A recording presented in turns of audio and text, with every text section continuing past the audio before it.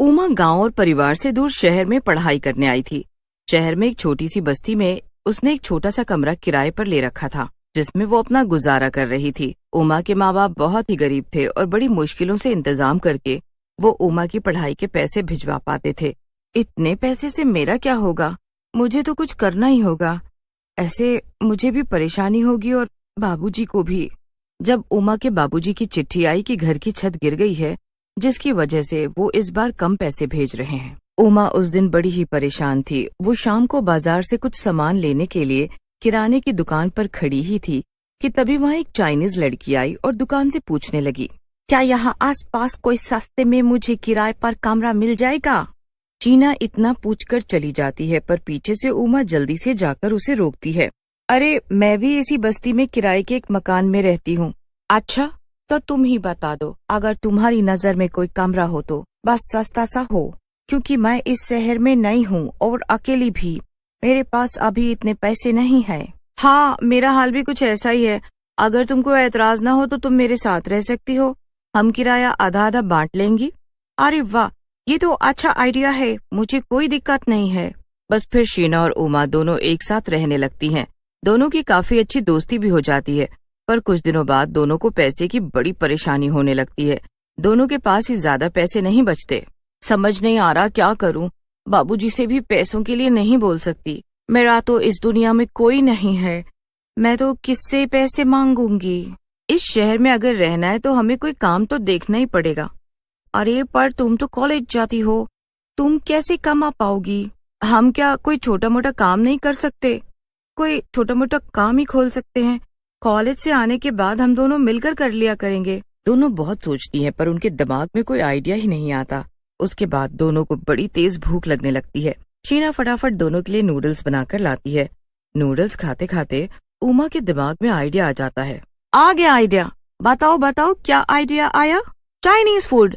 तुम इतना बढ़िया चाइनीज बनाती हो ना कि कोई भी खाकर दीवाना हो जाए। और यहाँ आसपास बस्ती में कोई भी चाइनीज नहीं बेचता सिवाय वो मोटे के, पर वो इतना महंगा देता है कि बस पूछो ही मत। अगर हम चाइनीज बेचना शुरू कर दें तो देखना, हमारी दुकान बहुत बढ़िया चलेगी। हाँ, आइडिया तो बढ़िया है, मैं भी सारी चाइनीज चीजें बनाना जानती हूँ। हम कल से ही ये काम शुरू कर देते हैं और तुम उसमें मेरी मदद कर देना। शाम को बाजार में भीड़ भाड़ भी काफी रहती है और सब लोग खाने निकालते हैं। हाँ, हम अपनी चाइनीज फूड का रेट कम रखेंगे तो देखना सब आएंगे हमारे पास। बस फिर क्या था, अगले ही दिन दोनों सहेलियां अपने अपने पैसे इकट्ठे करती हैं और उससे सामान ले आती हैं, और उमा इन सब में उसकी पूरी मदद करती है। दोनों मिलकर बस्ती के बाजार में अपना ठेला लगाकर खड़े हो जाते हैं। आइए आइए और स्वादिष्ट चाइनीज खाकर जाइए। आइए ना भैया, बस 10 रुपए से शुरू है, कोई भी आकर खाओ, बस 10 रुपए में। लोग 10 रुपए का नाम सुनकर हैरान रह जाते हैं और उसका चाइनीज फूड आकर खाने लगते हैं। जब लोग चाइनीज खाते हैं तो बस खाते ही रह जाते हैं। पहले दिन ही उनके यहाँ ऐसी भीड़ लगती है कि बस 2 घंटे में ही सब सामान खत्म हो जाता है। मुझे तो यकीन नहीं हो रहा हमारा सामान सारा बिक गया, पर मुझे तो पूरा यकीन था कि तुम्हारे हाथ का चाइनीज फूड खाकर सब उंगलियां चाटते रह जाएंगे। फिर दोनों खुशी खुशी घर आ जाती हैं। घर आकर वो दोनों मिलकर पैसे गिनती हैं और पहले दिन की कमाई से दोनों बहुत खुश हो जाती हैं। इससे अब तुम कल ही सबसे पहले अपने कॉलेज की फीस भर देना, बाकी पैसों से हम कल और सामान ले आएंगे। दोनों उस रात सुकून से सो जाते हैं। अगले दिन उमा अपने कॉलेज की फीस भी भर देती है।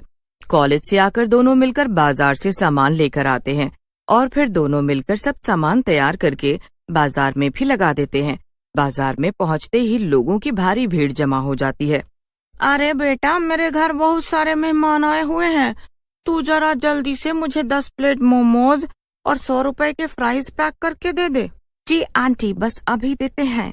अब तो रोज ही शीना और उमा के चाइनीज फूड के ठेले पर इतनी भीड़ रहती थी कि सामान थोड़ी ही देर में खत्म हो जाता है। मोटे लाल की दुकान शीला और उमा के चाइनीज फूड की वजह से बिल्कुल ही चलना बंद हो जाती है, जिसकी वजह से उसे बड़ा दुख भी होता है और उन लड़कियों की तारीफ सुनकर उसे गुस्सा भी आता है। एक दिन वो खुद ग्राहक बनकर उनके ठेले पर ही पहुंच जाता है। आज जरा खा कर तो देखूं कि ऐसा क्या है इन लड़कियों के चाइनीज फूड में जो मोतीलाल की दुकान में मोटेलाल जब उन लड़कियों के ठेले का चाइनीज खाता है तो खाता ही रह जाता है। उसे तब समझ आता है कि आखिर सच में शीना के हाथ में गजब का स्वाद है और दाम भी इतने कम है। मोटे लाल को अब उन दोनों से चिढ़ होने लगती है, पर उसे समझ ही नहीं आ रहा होता कि वो आखिर करे तो क्या करे। अब एक दिन शीना की तबीयत बहुत बिगड़ जाती है। उसे एकदम से चक्कर आ जाता है और वो गिर जाती है। उमा उसे डॉक्टर के पास लेकर जाती है, पर दवाइयों से भी वो ठीक नहीं हो पा रही थी। इसी वजह से अब ठेला लगाना बंद कर देती है और मोटेलाल फिर से खुश हो जाता है। मोटेलाल अपने लिए बड़ा ही खुश हो रहा था, क्योंकि उसकी दुकानदारी फिर से होने लगती है। पर इधर शीना की हालत को देखकर उमा बड़ी परेशान होती है। वो उसे हर हॉस्पिटल में दिखा लेती है, पर शीना की तबीयत में कोई सुधार नहीं आ पा रहा होता। एक दिन की बात है, जब शीना एकदम बीमार की हालत में बिस्तर पर पड़ी होती है और उमा उसके पास बैठी होती है, तो शीना उमा से बोलती है, मेरी वजह से अब हम ठेला भी नहीं लगा पा रहे हैं। अब तुम कॉलेज की फीस कैसे भरोगी? ऐसा बिल्कुल भी मत सोच शीना, तुम्हारी वजह ही से तो हम बल्कि इतना कमा पाए हैं, और कॉलेज का फीस मैं भर दूंगी, तुम इसकी चिंता न करो। उमा शीना का बहुत ध्यान रखती है और पूरी रात उसी के पास बैठी रहती है। बैठे बैठे कब उमा की आंख लग जाती है उसे पता ही नहीं चलता। उमा के साथ शीना की भी आंख लग जाती है, पर शीना दोबारा कभी नहीं उठती। उमा से ये बात बर्दाश्त ही नहीं हो पाती। वो शीना के लिए बहुत रोती है। उमा पूरा दिन बस रोती रहती है। वो उस दिन खाना भी नहीं खाती। हर वक्त कोने में बैठी बस वो शीना को याद करती रहती है। अचानक उमा के कंधे पर एक हाथ आता है। उमा पीछे मुड़कर देखती है तो सामने एक चुड़ैल होती है। उमा बहुत डर जाती है। डरो मत, मैं शीना हूँ, तुम्हारी दोस्त। मैं तुम्हारी मदद करने आई हूँ। मुझे पता चला है तुम्हारे माँ बाप बहुत गरीब हैं और उनको तुमसे ही सारी उम्मीद है। चलो अब आंसू पोंछो और कुछ खा लो। मुझे पता है तुमने अभी तक कुछ भी नहीं खाया। उस दिन शीना अपने हाथों से उमा को खाना खिलाती है। अगले दिन उमा हिम्मत करके उठती है और कॉलेज जाती है। कॉलेज से आने के बाद वो शाम को अपना ठेला लगाने की तैयारी करती है। चुड़ैल बस फिर अपने हाथों को इतना फटाफट चलाती है कि उमा को देखती रह जाती है। फटाफट मोमोज बनाकर तैयार कर देती है। उमा तो ये सब देखकर हैरान रह जाती है। बाप रे बाप, तुम इतनी तेजी से कैसे ये सब कर सकती हो? बस फिर दोनों अपना चाइनीज फूड का ठेला लेकर चल पड़ती हैं। जैसे ही उमा बाजार में पहुंचती है, सभी लोग खुशी खुशी उसके पास चाइनीज खाने आ जाते हैं। उमा सबको चाइनीज फूड खिलाती है और सब सामान बेचकर घर आ जाती है। देखो, अब तुम्हारे पेपर आने वाले हैं, तो तुम बस अपनी पढ़ाई पर ध्यान देना, पर बाकी वो सब मैं संभाल लूंगी। तुम उसकी चिंता मत करो, तुम बस पढ़ाई करना। ये तुम्हारे फाइनल पेपर हैं। मुझे कभी ये काम करके बुरा नहीं लगा, और सच बताऊं तो ये ठेला, ये मेहनत बस तुम्हारी ही है। अब बस भी करो।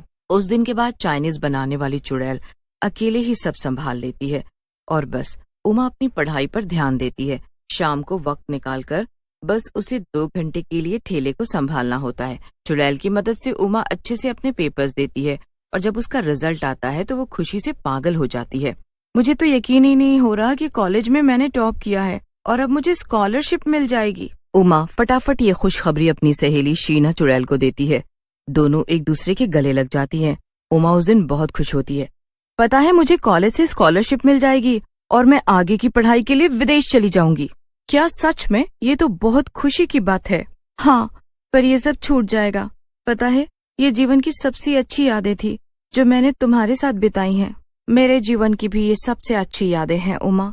मेरा तो इस दुनिया में तुम्हारे सिवा कोई भी नहीं था। शायद भगवान ने अच्छा ही किया जो मुझे अपने पास बुला लिया, वरना तुमसे आज बिछड़कर मुझे बहुत तकलीफ होती। पर आज जब तुम अपने जीवन में सफल होने जा रही हो, तो आज मेरा तो मकसद पूरा हो जाएगा जिसके लिए मेरी आत्मा को शांति नहीं मिली थी। तुम हमेशा मेरी सबसे अच्छी दोस्त रहोगी। तुम भी। इतना कहकर चुड़ैल उमा को अलविदा करके हमेशा हमेशा के लिए चली जाती है। उमा अपनी पढ़ाई के लिए विदेश चली जाती है और जब वो वापस आती है तो शहर में उसकी बहुत अच्छी नौकरी लग जाती है। वो अपने माँ बाप को भी शहर बुलवा लेती है और सब खुशी खुशी साथ रहते हैं। सालों बीत जाते हैं पर उमा कभी भी अपनी दोस्त शीना और उसके हाथ के चाइनीज खाने